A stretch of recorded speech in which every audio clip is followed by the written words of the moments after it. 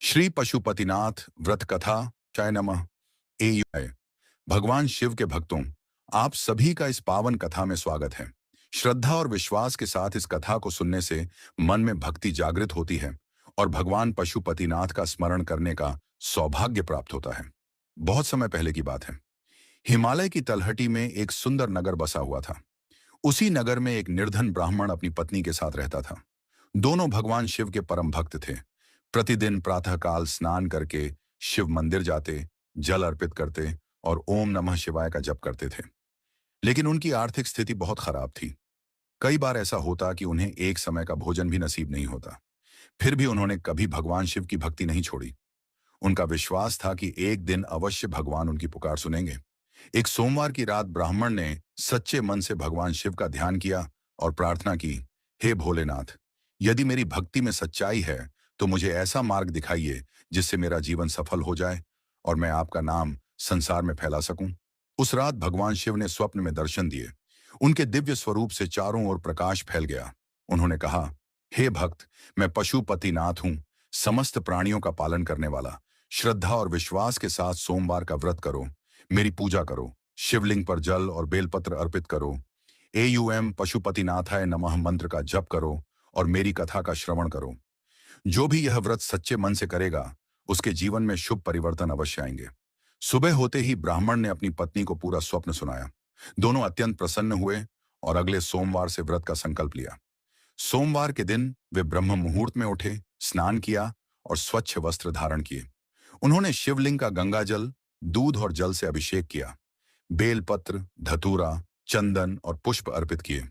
पूरे दिन भगवान शिव का ध्यान किया और शाम को आरती करके प्रसाद बांटा। कुछ ही दिनों में उनके जीवन में आश्चर्यजनक परिवर्तन आने लगे। खेतों में अच्छी फसल हुई, लोगों ने उन्हें सम्मान देना शुरू किया और घर में धन धान्य की कमी दूर हो गई।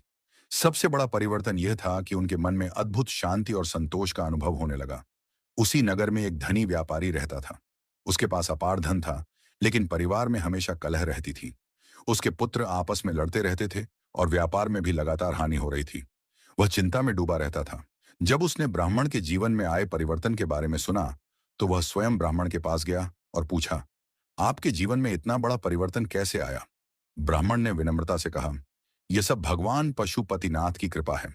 मैंने श्रद्धा और विश्वास के साथ उनका सोमवार व्रत किया। व्यापारी ने भी उसी दिन से व्रत करने का निश्चय किया। उसने अपने व्यवहार में परिवर्तन किया, गरीबों की सहायता शुरू की, सत्य बोलने का संकल्प लिया और प्रत्येक सोमवार भगवान शिव की पूजा करने लगा। धीरे धीरे उसके परिवार के सभी झगड़े समाप्त हो गए। व्यापार फिर से चल पड़ा और घर में सुख शांति का वातावरण बन गया। व्यापारी ने भगवान शिव का धन्यवाद किया और हर वर्ष श्रद्धापूर्वक पशुपतिनाथ व्रत करने लगा। समय बीतता गया। इस व्रत की महिमा दूर दूर तक फैल गई। अनेक लोग श्रद्धा के साथ भगवान पशुपतिनाथ का व्रत करने लगे। किसी को मानसिक शांति मिली, किसी के परिवार में प्रेम बढ़ा, किसी को आजीविका के नए अवसर मिले और किसी को कठिन परिस्थितियों का सामना करने की शक्ति मिली।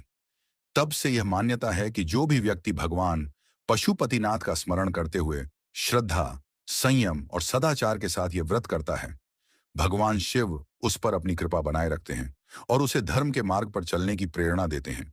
इस कथा का संदेश यह है कि भगवान शिव को धन, वैभव या दिखावा प्रिय नहीं है। उन्हें केवल सच्ची भक्ति, दया, सत्य, सेवा और निष्कपट हृदय प्रिय है।